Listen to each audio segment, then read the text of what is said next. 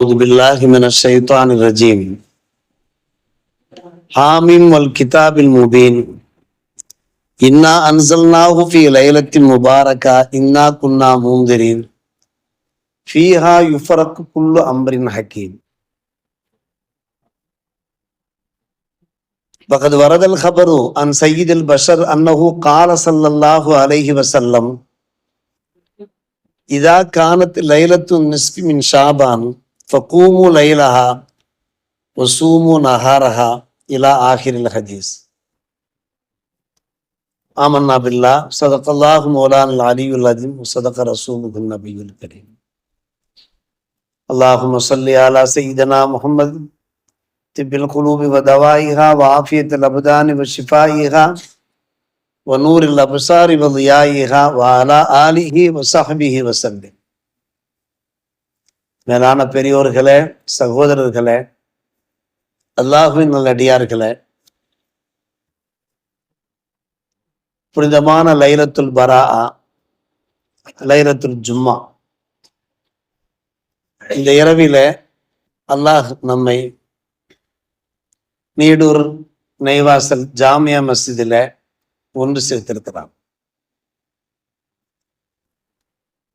இந்த மகத்தான இரவிலே வணக்க வழிபாடுகளில் ஈடுபட்டு இயன்றவர்கள் முடிந்தவர்கள் நாளை பகல் நோன்பு நோற்று அல்லாஹ்விடத்திலே மன்றாடி துவா கேட்க போகும். புனிதமான இரவாக இந்த இரவு திகழ்கிறது.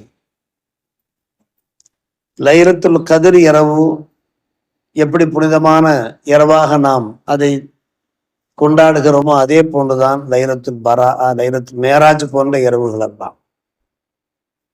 அல்லாஹ் ரப்புல் ஆலமீன் இந்த இரவுகளை மேன்மைப்படுத்தியிருக்கிறான், சிறப்பாக்கி இருக்கிறான். நாம இந்த இரவுகளை கண்ணியப்படுத்தவில்லை, மகிமைப்படுத்தவில்லை, மாறாக இறைவன் மகிமைப்படுத்தியிருக்கிறான். உலகத்தின் அமைப்பை, உலகத்தின் படைப்புகளை அப்படித்தான் அமைத்திருக்கிறான். தில்கர் ருசுல் ஃபல்லல்னா பாதஹும் அலா பாத் என்கின்ற அந்த 3ஆம் ஜுஸுனுடைய தொடக்கத்தில் அல்லாஹ் சில ரசூல்மார்கள் சிலரை விட சிலரை நாம் சிறப்பித்திருக்கிறோம் என்று கூறி மூசா அலைஹிஸ்ஸலாம் அவர்களை சிறப்பித்ததை அப்படியே தொடர்ந்து பேசிக்கொண்டே போகிறான். சிலரை விட சிலரை அல்லாஹ் மேன்மைப்படுத்துகிறான், சிறப்புப்படுத்துகிறான்.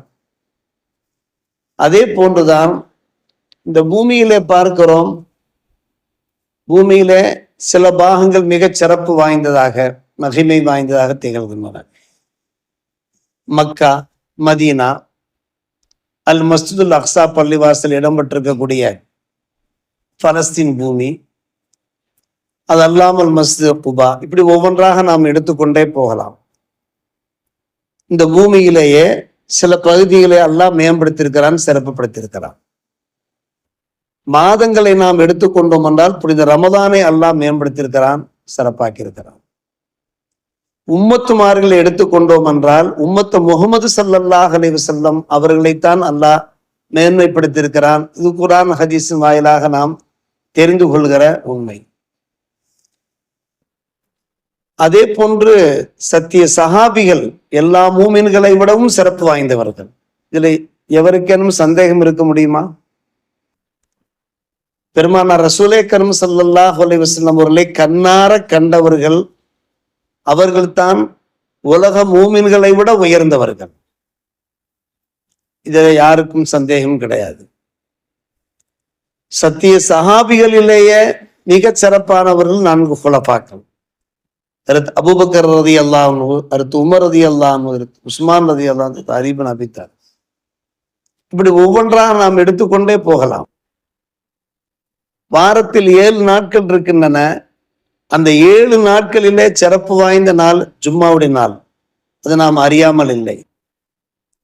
அதே போன்றுதான் உலக மக்களில் கோடான கோடி மக்கள் இருக்கிறார்கள், பல் சமயத்தை சார்ந்தவர்கள் இருக்கிறார்கள். ஏக இறைவனுடைய கூற்று பிரகாரம் பார்த்தோம் என்றால் எல்லா மக்களையும் விட அல்லாஹ் மூமின்களைத்தான் சிறப்பாக்கி இருக்கிறான். லக்கது மன்னல்லாஹு அலல் மூமினீன இது பாஸ ஃபீஹும் ரசூலா என்று கூறுகிறார். இதில் யாருக்கும் சந்தேகம் இருக்க முடியாது. இதே போன்றுதான் எத்தனையோ இரவுகளை நாம் காண்கின்றோம், சந்திக்கின்றோம். அந்த இரவுகள் நம்மை நோக்கி முன்னோக்கி வருகின்றன, பின்பு நம்மை விட்டு விடை பெறுகின்றன. அந்த இரவுகளிலே சில இரவுகளை அல்லாஹ் சிறப்பித்திருக்கிறான். இது இறைவன் விதித்த ஒரு நியதியாக இருக்கிறது. அதன் அடிப்படையில் தான் அல்லாஹ் ரப்புல் ஆலமீன் இந்த லைலத்துல் பரா என்ற வார்த்தை குருவிலிருந்து பெயர்த்தெடுக்கப்பட்ட வார்த்தை. குரு என்றால் நீங்குவது, விடுதலையாகுவது என்பது பொருளாகும். அல்லாஹ் ரப்புல் ஆலமீன் இந்த இரவிலே நாம் கேட்கக்கூடிய துவா பரகத்தின் காரணமாக லட்சோப லட்ச மக்களை நரகிலிருந்து விடுதலை செய்கிறார். எனவே இது விடுதலை தருகின்ற இரவு என்று பெயர் உண்டாகிவிட்டது இந்த இரவுக்கு. லைலத்துல் பரா என்றால் விடுதலை. விடுதலை என்றால் என்ன அர்த்தம்? நரகவாசிகளை நரகத்திலிருந்து விடுதலை செய்கிற இரவு என்பது பொருளாகும். அருமை பெருமக்களே, லைலத்துல் பரா இதற்கு வேறு சில புனை பெயர்களும் இடுபெயர்களும் இருக்கின்றன.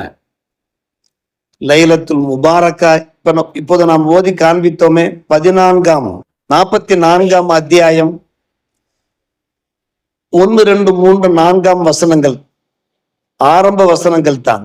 44ஆம் அத்தியாயம், ஹாமீம் வல் கிதாபில் முபீன் இன்னா அன்சல்னாஹு ஃபீ லைலத்தி முபாரக்கா. இந்த இரவுக்கு முபாரக்கான இரவு என்றும் ஒரு பெயர் இருக்கிறது. பரக்கத்து வாய்ந்த ஒரு இரவு. இதை விட ஒரு சிறப்பு என்ன இருக்க முடியும்? காரணம், இந்த இரவிலே அல்லாஹ் நமக்கு பரக்கத்தை பொழிய செய்கிறான், நேமத்தை ரஹமத்தை பொழிய செய்கிறான் என்கிற அடிப்படையில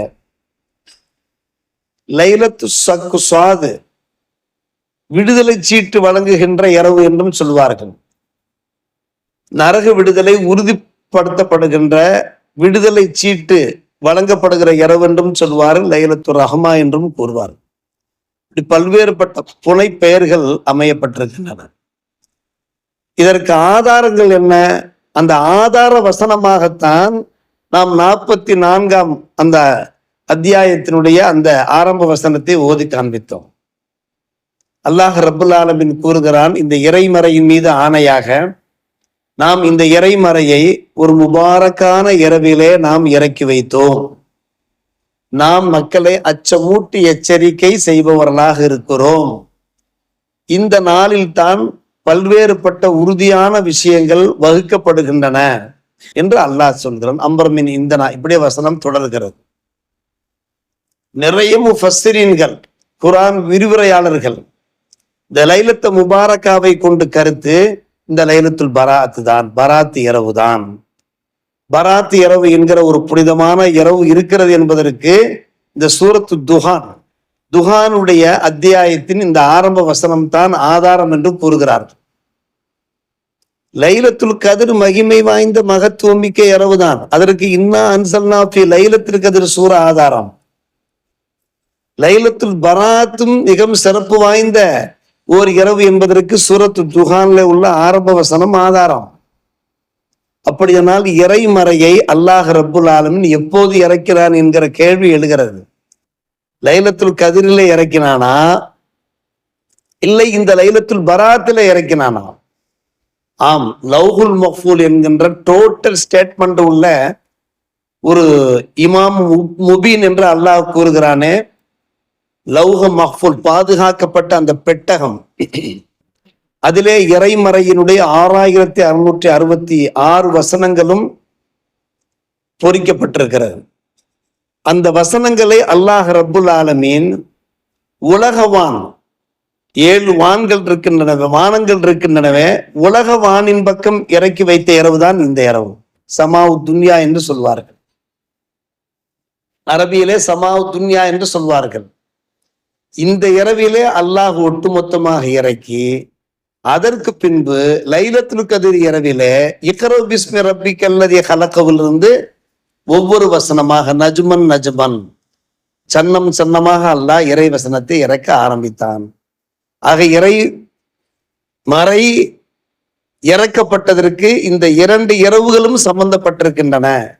லைலத்துல் கதிர் இரவும் சம்பந்தப்பட்டிருக்கிறது, லைலத்துல் பராத் இரவும் சம்பந்தப்பட்டிருக்கிற காரணத்தினால்தான் இந்த இரவு பற்றி அல்லாஹ் சொல்லும் போது லைலத்து முபாரக்கா, பரக்கத்து வாய்ந்த இரவு என்று அல்லாஹ் சொல்லுகிறான். இது இந்த வசனத்துக்குண்டான ஒரு விளக்கம். அருமை சகோதரர்களே, பெருமானார் ரசூலே கரீம் ஸல்லல்லாஹு அலைஹி வஸல்லம் அவர்கள் என்ன சொன்னார்கள்? சற்றேறக்குறைய 10 சஹாபிகள் இந்த இரவனுடைய மகிமை பற்றி ஹதீஸ் அறிவிப்பு செய்திருக்கிறார். சில பேர் அந்த ஹதீஸ் எல்லாம் லைஃப் என்றோ முர்சல் என்றோ ஒதுக்க பார்க்கிறார்கள். ஆனால் ஒதுக்குவதற்கு ஒன்றுமே கிடையாது. இப்னு மாஜா, அஹ்மது, முஸ்ததரக்கு, துர்முதி போன்ற ஹதீஸ் வேளைகளிலே இந்த ஹதீஸ்கெல்லாம் பதிவு செய்யப்பட்டிருக்கிறது. நம்புவோர் நம்புகிறார்கள், நாம் நம்புகின்றோம், அல்லாஹ்விடத்திலே இறைஞ்சுகின்றோம், துவா கேட்கிறோம். அவனிடத்தில் தானே நாம் இறைஞ்ச முடியும், கையேந்த முடியும். அல்லாஹ் கபூல் செய்வான், நமக்கு சந்தேகமே வேண்டியது கிடையாது. அந்த ஹதீஸ்களை நமக்கு என்ன எடுத்துரைக்கப்பட்டிருக்கிறது என்று கேட்டால், ஒரு ஹதீஸைத்தான் நாம் எடுத்த மாத்திரத்திலே துவக்கத்திலே வாசித்து காண்பித்தோம்.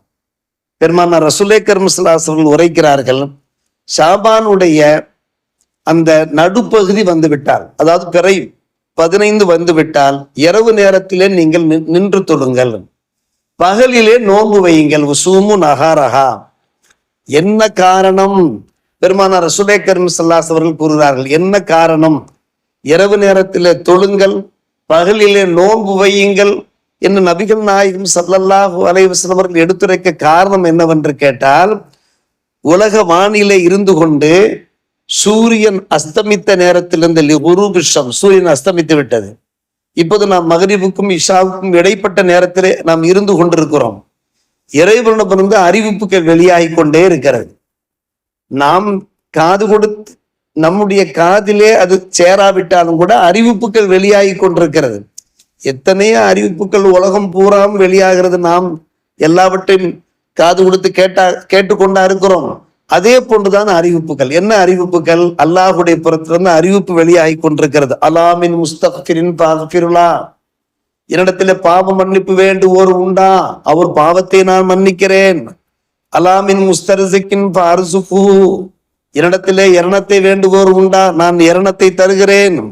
அலாமின் முபுத்தரன் ஃபஹுஆஃபீஹி, யாராவது சிரமத்திலே சோதனையிலே அகப்பட்டவர் உண்டா, நான் அவருடைய சோதனையை சிரமத்தை நான் நீக்குகிறேன்.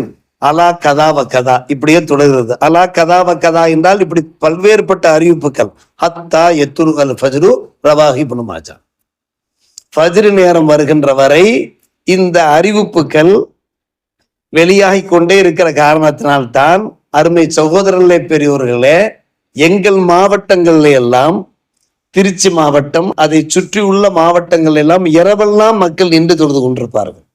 இரவெல்லாம் நோன்பு நோற்பார்கள், தொழுது கொண்டிருப்பார்கள். இரவெல்லாம் ஜியாரத்துல் குபூரில் ஈடுபட்டு கொண்டிருப்பார்கள். காரணம், ஹத்தா எத்துலுகல் ஃபஜ்ர், ஃபஜ்ர் நேரம் வருகிற வரை இந்த அழைப்புகள், இந்த அறிவிப்புகள் வெளியாகி கொண்டே இருக்கிறது. இது ஒரு ஹதீஸ் ஆதாரம். மற்றொரு ஹதீஸ் ஆதாரம், ஆயிஷா ரலியல்லாஹு அன்ஹா அவர்கள் அறிவிப்பு செய்கிறார். ஒரு இரவு மருகும் தாஜு ஷரீத் எஸ்ஆர் ஷம்சுல்லாஹ் அவர்கள் இந்த ஹதீஸை பிரத்யேகமாக குறிப்பிடுவார்கள். ஒரு இரவு நடுராத்திரி, பக்கத்தில் பெருமானாரை காணவில்லை, என்னோடு சேர்ந்து துயில் கொண்டிருந்தவர்களை காணவில்லை. உடனே நான் அவர்களை தேடி இரவோடு இரவாக நான் வெளியே புறப்பட்டால், பெருமானார் ரசூலே கரீம் ஸல்லல்லாஹு அலைஹி வஸல்லம் அவர்கள் ஜன்னத்துல் பக்கி, தாங்கள் புனித மதீனா சென்றிருந்தவர்கள் பார்த்திருப்பீர்கள், பாபுல் பக்கி என்கின்ற கேட் இருக்கிறது. அந்த கேட்டுக்கு நேராக நாம் சென்றோம் என்றால் அங்கே ஜன்னத்துல் பக்கி இருக்கும். அந்த மக்பராவிலே 10,000 சஹாபாக்கள் கிட்டத்தட்ட அடக்கமாயிருக்கிறார். 10,000 சஹாபாக்கள். ஜன்னத்துல் பக்கியிலே பெருமானார் ரசூலே கரீம் ஸல்லல்லாஹு அலைஹி வஸல்லம் அவர்கள் தங்களுடைய சிரசை விண்ணின் பக்கம் உயர்த்தியவர்களாக இருக்கிறார்கள். அரவம் கேட்டு திரும்பி பார்த்தார்கள். இந்த இரவு நேரத்திலே தம்முடைய அருமை துணைவி தம்மை தேடி வந்து விட்டாரே. கேட்டார்கள், அக்குன்தி தகாபினா யஹீஃபல்லாஹு அலைக்கி வ ரசூலு, அல்லாஹ் ரசூல் உங்களுக்கு மோசம் செய்து விடுவார்கள் என்று நீங்கள் பயந்து விட்டீர்களா? நீங்கள் பயந்து விட்டீர்களா? ஆயிஷா அம்மா சொன்னார்கள், இல்லை. ஃபகுல்து யா ரசூலல்லாஹ் லனம்து அன்னக அதைத்த பாத நிசாய்க்கு, வேறு துணைவிமார்கள் வீட்டுக்கு சென்று விட்டீர்களோ என்று நான் நினைத்து உங்களை தேடிக்கொண்டு வந்தேன். பெண்களுக்கே உண்டான ஒரு குணம். அப்போதான் பெருமானார் ரசூலே கரீம் ஸல்லல்லாஹு அலைஹி வஸல்லம் சொன்னார்கள், இந்த இரவு எந்த இரவு தெரியுமா? இது என்ன மாசம்? ஷாபான் மாதம். ஷாபான் மாதத்தினுடைய லைலத்துன் நிஸ்ஃபி மின் ஷாபான், 15ஆம் இரவு.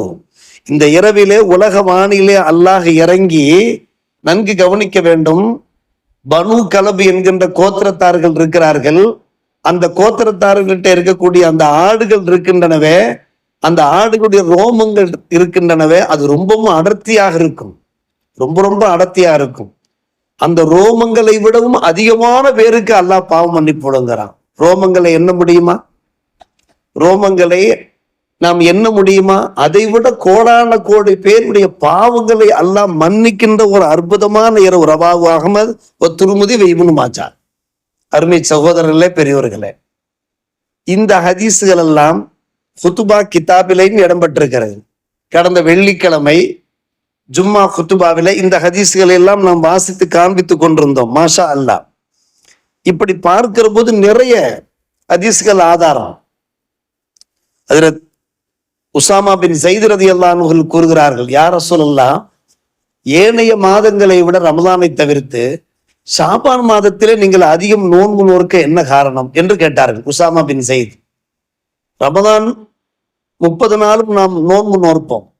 மற்ற மாதங்கள்ல ஐயாமுல் பீல்ல நோன்பு நோற்பவர்கள் இருக்கிறார்கள். 13, 14, 15 அந்த 3 நாட்களும் திங்கள் வியாழன் நோன்பு நோற்பவர்களாக இருக்கிறார்கள். ஆனால் ஷாபான் மாதத்திலே பெருமானார் ரசூலே கரீம் ஸல்லல்லாஹு அலைஹி வஸல்லம் அவர்கள் அதிகம் நோன்பு நோற்றார்கள்.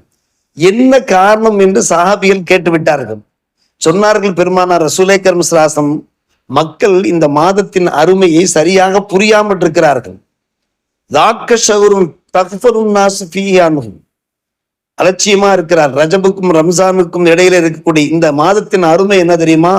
துருஃபோஃபியல் ஆமால், நாம் செய்கின்ற அமல்கள் எல்லாம் அல்லாஹ்விடத்திலே கொண்டு போய் சேர்க்கப்படுகிறது. சேர்க்கப்படுகிற காரணத்தினால என்னுடைய அமலும் அல்லாஹ்விடத்திலே சென்று சேர வேண்டும். நான் நோன்பாளியாக இருக்கிற நிலைமையிலே சென்று சேர வேண்டும் என்று சொன்னார். பகலிலே நான் நோன்பு நோற்றவனாக இருக்கிற நிலைமையிலே நான் செய்கின்ற அமல்கள் யாவும் ஏக இறைவன் ரப்புல் ஆலமினிடத்திலே கொண்டு போய் சேர்க்கப்பட வேண்டும் என்று நான் ஆசிக்கிறேன் என்றார்கள் நபிகள் நாயகம். அப்படியானால் நாம் எந்த அளவுக்கு இந்த நாளை நாம் கண்ணியப்படுத்த வேண்டும், கௌரவப்படுத்த வேண்டும். நம்முடைய மக்கள் பலரும் நோன்பு நோக்க ஆரம்பித்திருக்கிறார்கள். புதன் நோன்பு நோற்றார்கள், வியாழன் நோன்பு நோற்றார்கள், இன்று இரவும் நோன்பு நோக்க போகிறார்கள். 3 தினங்களும் நோன்பு நோற்ற நல்ல பெருமக்கள் இங்க நம் மக்களிலேயே இருக்கிறார்கள். இது அல்லாஹ் தந்த ஒரு பாக்கியம். சரி, குறைந்தபட்சம் இன்று இரவாவது நாம் நோன்பு நோக்க முயற்சிக்க வேண்டும். காரணம், பெருமானார் ரசூலே கரீம் ஸல்லல்லாஹு அலைஹி வஸல்லம் பகிர்ந்து விட்டார்கள், நீங்கள் இரவு நின்று தொழுங்கள், பகலில நோன்பு வையுங்கள். அந்த ஹதீஸுக்கு நாம் ஒரு மரியாதை செய்ய வேண்டுமே. நம்மளால் இயன்ற அளவுக்கு மரியாதை செய்து, பரலான நோன்பு கிடையாது, வாஜிபான நோன்பு கிடையாது, அதுல சிந்தித்தும் சந்தேகம் கிடையாது என்றாலும் கூட இது நஃபில் சுன்னத் என்கின்ற அந்த அந்தஸ்தை பெறுகிறதா இல்லையா? அதன் மூலமா நம்முடைய பாவங்கள் மன்னிக்கப்படுகின்றனவே, நம்முடைய ரிசுக்குகள் விஸ்தரிக்கப்படுகின்றனவே. எனவே நாம் நோன்பு நோக்க கேள்வி கேட்கிறார்கள். வெள்ளிக்கிழமை நோன்பு நோக்கலாமா என்று கேள்வி கேட்கிறார்கள்.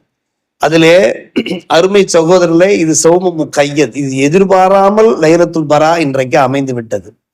ஒவ்வொரு வருஷமும் சரியாக வெள்ளிக்கிழமை தான் வரும் என்று சொல்ல முடியாது. அப்படி வருகிறதா? இந்த ஆண்டு தற்செயலாக, அரபியில இத்திஃபாக்கு என்று கூறுவார்கள், தற்செயலாக வெள்ளிக்கிழமை அமைந்திருக்கிற காரணத்தினாலே இது நாம இந்த வெள்ளியை தேடி நாம் நோன்பு நோக்கவில்லை, தானாகவே லைலத்துல் பராவாக அமைந்து விட்ட காரணத்தினாலே நாம் நோன்பு நோற்பது எந்த வகையிலும் குற்றமாகாது. ஒரு நோன்பு நோற்றாலும் கூட அந்த நோன்புடைய முழு பரக்கத்து கிடைக்கும். ஆயிஷா ரலியல்லாஹு தஆலா அன்ஹாவுடைய ஹதீஸ் இன்னும் சற்று விரிவாக வருகிறது, நன்கு கவனிக்க வேண்டும். இந்த இரவிலே, இந்த இரவனுடைய மகிமை என்ன என்று அன்னை ஆயிஷா ரலியல்லாஹு அன்ஹா அவர்கள் கேட்டபோது பெருமானார் ரசூலே கரீம் ஸல்லல்லாஹு அலைஹி வஸல்லம் பதில் சொல்கிறார்கள், ஃபீஹா யுக்தபு குல்லு மௌலூதின், பிறக்கின்ற பிள்ளைகள் பதிவு செய்யப்படுகிறார்கள். எந்தெந்த குடும்பங்கள்ல பிள்ளைகள் பிறக்க போகிறார்கள், எத்தனை பிள்ளைகள் பிறக்க போகிறார்கள், மின் பனி ஆதம் ஃபி ஹாதி சனா, இந்த வருஷத்துல இரணம் பதிவு செய்யப்படுகிறது, மரணம் பதிவு செய்யப்படுகிறது, ஜனனம் பதிவு செய்யப்படுகிறது. நாம் செய்கின்ற அமல்கள், எத்தனை பேர் நம்மை விட்டும் பிரிந்து போய் விட்டார்கள். ஆம், இந்த நாளிலே வைத்து உறுதிப்படுத்தப்படுகிறது. நாம் நன்கு கவனிக்க வேண்டும். லவ்ஹுல் மஹ்ஃபூலில் தான் நம்முடைய தலையெழுத்த அத்தனையும் பதிவாகிவிட்டதே. லவ்ஹுல் மஹ்ஃபூல்ல உள்ள பிரகாரம் தானே உலகத்தில நிகழ்வுகள் இருக்கும், நடப்புகள் இருக்கும் என்கின்ற ஒரு சந்தேகம் உங்களுக்கு எழலாம். ஆனால் இது அல்லாஹ்வுடைய அதிகாரத்தில் உட்பட்டது. அவன் நாடினால் என்ன செய்ய முடியும்? அவன் விதித்த விதியை மாற்ற முடியுமா? முடியாதா? அல்லாஹ்வால் விதித்த விதியை அல்லாஹ்வால் மாற்ற முடியாதா? சற்று யோசித்து பாருங்கள். குர்ஆனில் அதற்கு ஆதாரம் இருக்கிறது. குர்ஆனில யம்ஹுல்லாஹு மா யஷா வ யுஸ்பித் வ இந்தஹு உம்முல் கிதாப், அதான் வசனம். அல்லாஹ் தான் நாடியதை அழித்து விடுவான், நாடியதை தரிப்படுத்துவான், ஸ்ட்ராங் பண்ணுவான், உறுதிப்படுத்துவான். காரணம் இந்தஹு உம்முல் கிதாப், அவனத்தில் தான் அந்த கிதாபுகளுடைய தாய் லவ்ஹுல் மஹ்ஃபூல் இருக்கிறது. பட்ஜெட் தாக்கல் செய்யப்பட்டு விட்டாலும் கூட அது தாக்கல் செய்யப்பட்டதான், உறுதிப்படுத்தப்படுகின்ற விஷயம் இன்றைய காலகட்டம். சொல்ல போனால் பூர்வாங்கமாக இது இருந்து கொண்டிருக்கிறது. நாம் கேட்கிற அந்த துவாக்கள் மூலமாக அல்லாஹ் உறுதிப்படுத்துகிறான் என்று பார்க்கிற போது எத்தனையோ பட்ஜெட்டுகள் தாக்கல், 5 ஆண்டு பட்ஜெட் தாக்கல் பண்ணுகிறார்கள், 3 ஆண்டு, ஓராண்டு, 3 மாதங்கள். அந்த 3 மாதத்தினுடைய வரவு செலவு கணக்கெல்லாம் பார்த்து அதற்கு பின்பு திட்டங்கள் வகுக்கக்கூடியவர்கள் இருக்கிறார்கள். அதில் சற்று சேஞ்ச் பண்ணுகிறார்களா இல்லையா? மனிதர்கள் பட்ஜெட் தாக்கல் செய்துவிட்டு அதுல சேஞ்ச் பண்ணுகிற போது அல்லாஹ் அவனுக்கு முழு உரிமை இருக்கிறது, அதிகாரம் இருக்கிறது. நாம் செய்கின்ற நல்ல காரியங்கள் காரணமாக நாம் உறுதி எடுக்க வேண்டும். இந்த இரவு நேரத்தில் உறுதி எடுக்க வேண்டும். வரும் காலத்தில் யா அல்லாஹ் உன்னை நான் ஐவேளை தொழுவேன். புனித ரம்ஜான் நெருங்குகிறது. ரம்ஜான்ல நான் நோன்பு பிடிப்பேன். இயன்றவர்கள் ஏத்திகாஃப் இருப்போம். திருமறையை நான், அருள்மறையை நான் ஓதுவேன். இப்படி நாம் ஒரு உறுதி எடுத்துக்கொள்ள வேண்டும். இதனுடைய ஒரு பரக்கத்தின் காரணமாக நம்முடைய தலைவிதியில சேஞ்சஸ் ஏற்படுகிறது. நன்கு கவனிக்க வேண்டும். அதற்கு அந்த ஆயத்து தான் ஆதாரம். எந்த ஆயத்? யம்ஹுல்லாஹு மா யஷா வ யுஸ்பித் வ இந்தஹு உம்முல் கிதாப். உம்முல் கிதாப் அவனுடைய கைவசம் இருக்கிற காரணத்தினால பல ஹதீஸ்களை பார்த்திருக்கிறோம். தர்மங்கள் வழங்குகிற காரணத்தினால ஏற்பட போகின்ற சோதனைகள் தட்டப்படுகிறது. தான தர்மங்கள் மூலமாக ரத்துல் பலா ஏற்படுகிறது. அதே போன்ற அமல்கள், நாம் செய்கின்ற வணக்க வழிபாடுகள் மூலமாக நம்முடைய அந்த ஆயுட்காலம் இருக்கிறது, அது நீட்டிக்கப்பட வாய்ப்பு இருக்கிறது. நிறைய உலமாக்கள் நம்மிடத்துல பேசியிருக்கிறார்கள். உங்களுடைய ரிஸ்க் விஸ்தரிக்கப்பட வேண்டுமா, உங்களுடைய ஆயுள் அதிகரிக்கப்பட வேண்டுமா, நீங்கள் உங்களுடைய உற்றார் உறவுகளோடு ஒட்டி வாழுங்கள். அப்படியானால் ஒட்டி வாழ்கிற போது ஏற்கனவே விதிக்கப்பட்ட அந்த ஆயுள் இருக்கிறது, அது விஸ்தரிக்கப்பட வாய்ப்பு இருக்கிறது. இல்லாவிட்டால் எப்படி பெருமானார் சொல்வார்கள்? ஏற்கனவே நமக்கு ஒரு 50 வருடம் தான் வாழ்வோம் என்று இருக்குமானால், நாம் வாழ்கின்ற போது நல்லவர்களாக வாழ்ந்தோம் என்றால், வணக்க வழிபாடுகளோடு வாழ்ந்தோம் என்றால், உற்றார் உறவினர்களோடு இணைந்து அவர்களுக்கு உதவி நாம் வாழ்ந்தோம் என்றால், அதனுடைய ஒரு பரக்கத்தின் காரணமாக இன்னும் ஒரு 10 ஆண்டுகளை அல்லாஹ் அதிகரிக்க வாய்ப்பு இருக்கிறது. அதற்கு அந்த ஹதீஸ் ஆதாரமாக இருக்கிறது. இந்த ஹதீஸை எல்லாம் யாரும் மறுக்கவே முடியாது. அதன் காரணமாக தான் யாசின் சூறாக்கள் ஓதணும். சில பேர் கேட்கலாம், எல்லாம் முடிஞ்சு போச்சு, ஏன் நம்ம இந்த மாதிரிலாம் துவா கேட்கிறோம் என்று கேட்கலாம். இந்த ஹதீஸ்களுக்கு என்ன பதில் சொல்வீர்கள்? இந்த ஆயத்துகளுக்கு என்ன பதில் சொல்வீர்கள்? அல்லாஹ் மட்டுமல்ல, அல்லாஹ்வுடைய திருத்தூதரும் நமக்கு எடுத்துரைத்துக் கொண்டிருக்கிறார்கள்.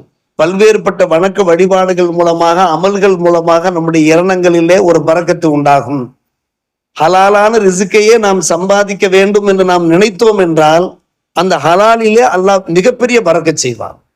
உறுதி எடுத்துக்கொள்ள வேண்டும். இந்த இரவு இருக்கிறது அன்பான பெருமக்களே, பாவ மன்னிப்பு வேண்டுவோர் உண்டா என்று அல்லாஹ் கேட்கிறான் என்றால், பாவ மன்னிப்பு வேண்டுவோர் உண்டா, நான் பாவ மன்னிப்பு வழங்குகிறேன் என்று அல்லாஹ் சொல்லுகிறான் என்றால், நாம் நல்ல முறையில பாவ மன்னிப்பு கேட்க வேண்டும். பாவ மன்னிப்பு கேட்பது என்றால் என்ன பொருள்? தௌபா செய்வது என்றால் என்ன பொருள்? ஏற்கனவே செய்த பாவத்தை எண்ணி வருத்தப்பட வேண்டும். நம்பர் 1, வருத்தப்பட வேண்டும். அதே போன்று இப்போது பாவம் செய்யவும் கூடாது. குடித்ததற்காக வருத்தப்படுவதோடு இப்போது குடியை நிப்பாட்ட வேண்டும். நிகழ்காலத்தில் நிப்பாட்டவும் வேண்டும். அதே போன்று எதிர்காலத்திலே இனி நான் குடிக்க மாட்டேன், ஒரு உதாரணத்துக்காக சொல்லுகிறேன், குடிக்க மாட்டேன் என்கிற உறுதியும் எடுத்துக்கொள்ள வேண்டும். இதான் தௌபா நசூஹா என்று சொல்லப்படுகிறது. இதற்கு மேல அன்பான பெருமக்களே நன்கு கவனிக்க வேண்டும். ஏதாவது ஏடாகுடமா நாம் தவறு செய்து விட்டாலும் அல்லாஹ் மன்னிக்க போதுமானவனாக இருக்கிறான். அல்லாஹ் மன்னிக்க போதுமானவனா இருக்கிறான். எத்தனை முறை நாம் வேண்டுமென்று நாம் தவறுகள் செய்து கொண்டிருக்க கூடாது. எதிர்பாராமல் ஏதாவது தவறுகள் வெளிப்படுமானால் அல்லாஹ் மன்னிக்க போதுமானவனாக இருக்கிறான். காரணம், ஆதம் அலைஹிஸ்ஸலாம் அவர்களே என்ன செய்தார்கள்? ரப்பனா வலமுனா அன்புசனா வ இல்லம் தகஃபிர்லனா வ தரஹமனா என்று கேட்டார்கள். எங்கள் பாவத்தை நீ மன்னிக்காவிட்டால் இறை தூதர்களை விட நாம் உயர்ந்தவர்களா? அவர்கள் என்ன பெரிய பாவங்கள் செய்து விட்டார்கள். ஆனால் எங்கள் பாவத்தை நீ மன்னிக்காவிட்டால் யா அல்லாஹ், எங்களுக்கு நீ கருணை காட்டாவிட்டால் நாங்கள் நஷ்டவாளிகளாக ஆகிவிடுவோம் என்று அவர்களே பாவ மன்னிப்பு கேட்டார்கள் என்றால் நாம் நிச்சயமாக பாவ மன்னிப்பு கேட்டாக வேண்டும். நல்லோர்கள் பெரியோர்கள் ஒரு அழகான துவா கேட்பா, இலாஹி லஸ்து லில் ஃபிர்தௌஸி நுஸுலா வலா அக்வா அலா நாரில் ஜஹீமி ஃபஹபிலி தௌபத்தம் மின் துனூபி ஃபஇன்னக காஃபிரு தம்பில் அதீமி வயின் தக்ஃபிர் ஃபஅன்த லிதாக அஹ்லுன் வயின் தத்ரு ஃபமை யக்ஃபிரு துனூபா என்று கேட்பார்கள். தங்களை தாழ்த்தி கொண்டு கேட்பார்கள், யா அல்லாஹ், நான் ஜன்னத்துக்கு தகுதி உள்ளவனாக இல்லை. இலாஹி லஸ்து லில் ஃபிர்தௌஸி அஹ்லா ஆனா வலா அக்வா அலா நாரில் ஜஹீமி, நரக அதாபை என்னால் தாங்கிக் கொள்ள முடியாதே யா அல்லாஹ் கேட்பார்கள். நான் எந்த அளவுக்கு பெரிய அமல்கள் செய்திருக்கிறேன், நான் ஜன்னத்துக்கு தகுதி உள்ளவனோ இல்லையோ, ஆனால் நீ நரகத்தை படைத்து வைத்திருக்கிறாயே, அந்த நரக அதாபை என்னால் தாங்கிக் கொள்ள முடியாதே யா அல்லாஹ், ஃபஹபிலி தௌபத்த மின் துனூபி, என் பாவங்களிலிருந்து தௌபாவை நீ வழங்கு. இன்னக்க காஃபிரு தம்பில் அதீமி, நீ பெரிய பெரிய பாவங்கள் எல்லாம் மன்னிக்க கூடியவன் யா அல்லாஹ். நன்கு கவனிக்க வேண்டும் அன்பான பெருமக்கள். இன் தகுஃபிர், நீ மன்னித்து விட்டால் அந்த லிதாக்காகணும், நீ மன்னிக்க தகுதியானவன். வயின் தது, எங்களை நீ விரட்டி விட்டால் அதெல்லாம் உன்னை மன்னிக்க மாட்டேன், எக்கேடும் கெட்டுப்போ என்று விரட்டி விட்டால் ஃபமை யஃபிரு துனூபி, யார் என் பாவங்களை மன்னிப்பா? உன்னை தவிர வேறு இறைவன் இல்லையே. கையேந்துவதானால் உன்னிடத்தில் தான் கையேந்த வேணும். நீ மன்னிக்காவிட்டால் இன்னொரு இறைவன் கிடையாது. வேறு எந்த இறைவனிடத்துல நான் செல்வேன்? நமக்கு ஓர் இறைவன் தான், இரண்டாவது இறைவன் இருக்கிறானா? நீ மன்னிக்காவிட்டால், நீ உதறிவிட்டால், உதாசீனப்படுத்தி விட்டால் இரண்டாவதாக நான் எவரிடத்துல செல்வேன்? நம்முடைய முன்னோர்கள் இந்த பாடலை பாடினார்கள். இந்த பள்ளிவாசல்ல வாசல் படி ஏறும் போது இலாஹி லஸ்து லில் ஃபிர்தௌஸி அஹ்லா, நான் கேட்டிருக்கிறேன், காதால் கேட்டிருக்கிறேன். உங்களுடைய தந்தைமார்கள் தான், உங்களுடைய பாட்டன்மார்கள் தான் என்ன செய்வார்கள்? பள்ளிவாசல்ல ஏறும் போதே இது போன்ற அந்த துவாக்களை ஓதியவாறு ஹஜ்ஜாஜிகள் துவா கேட்பார்கள். அருமையான முறையில துவாக்கள் கேட்பார்கள்.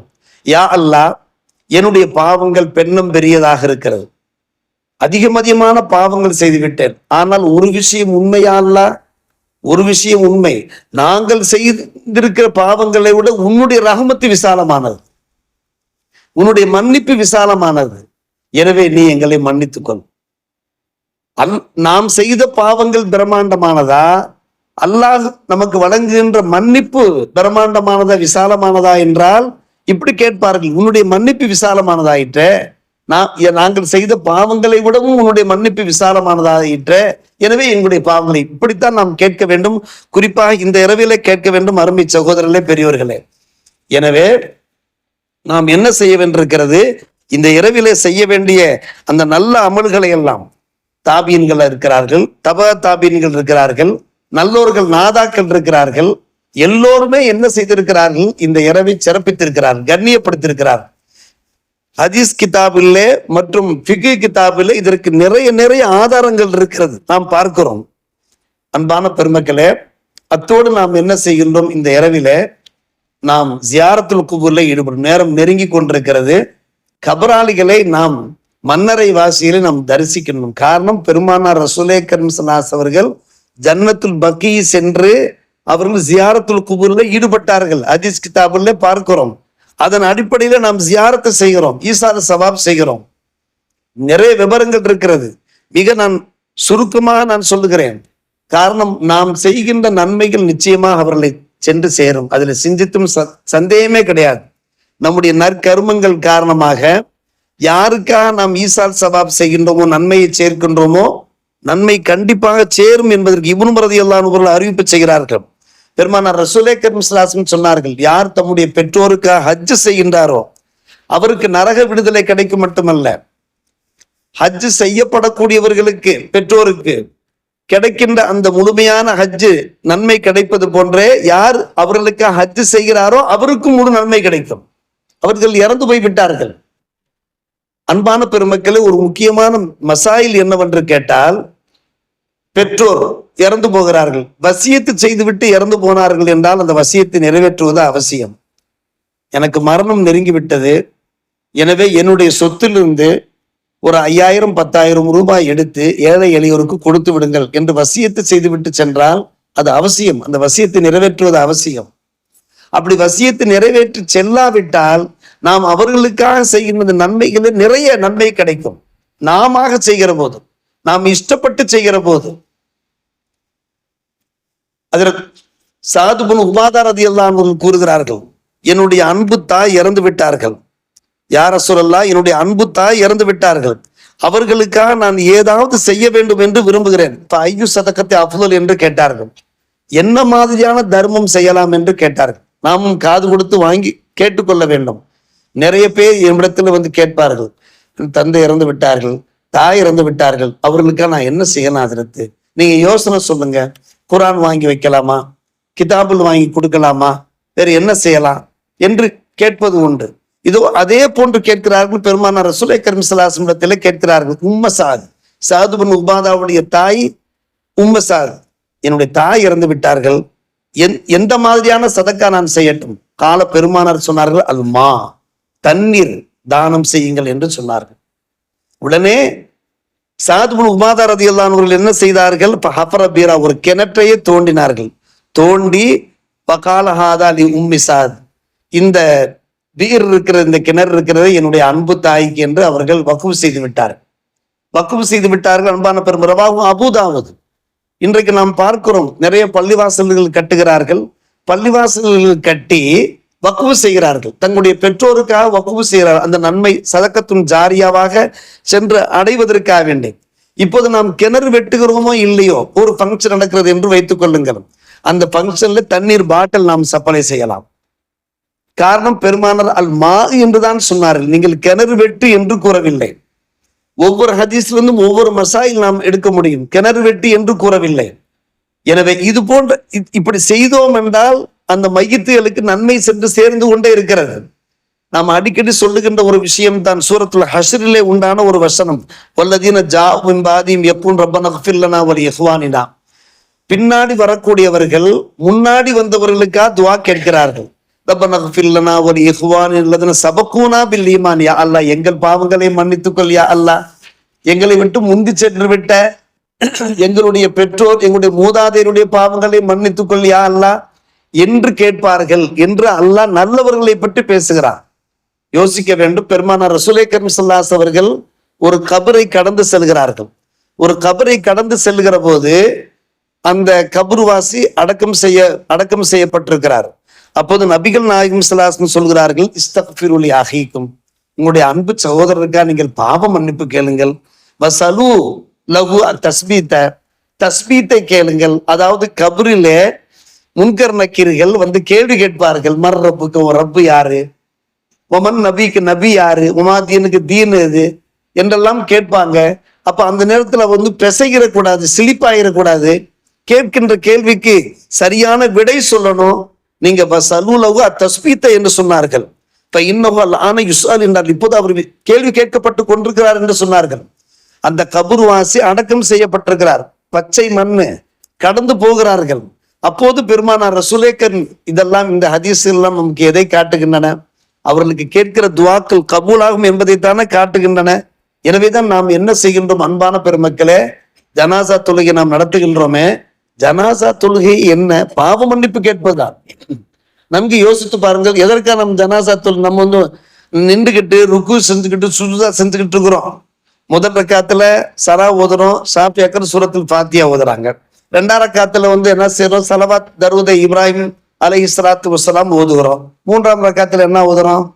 3ஆம் ரக்காத்துல என்ன ஓதுறோம்? அல்லாஹும்ம இக்ஃபிர் லி ஹய்யினா வ மையித்தினா வ ஷாஹிதினா வ காயிபினா என்னதானே ஓதுறோம். பாவ மன்னிப்பு தானே கேட்கிறோம். ஏன் பாவ மன்னிப்பு கேட்கிறோம்? நாம பாவ மன்னிப்பு கேட்டா அவங்களுடைய பாவங்கள் மன்னிக்கப்படும், அவங்களுடைய பிழைகள் பொறுக்கப்படுங்கிறதுக்காக நம்ம கேட்கிறோம். எனவேதான் கபூர் சில பேர் என்ன செய்வார்கள், விதண்டாவாதம் பேசுவார்கள். அவரவர் செய்கின்ற அமல்கள் தான் அவருடைய மண்ணுக்கு உதவும் என்று சொல்வார்கள். ஆனால் அருமை சகோதரர்களே, ஒரு காலம் நம்முடைய பெற்றோரை நாம் மறக்க முடியாது, நம்முடைய மூதாதையரை நாம் மறக்க முடியாது, நமக்கு துணை நின்றவர்களை மறக்க முடியாது.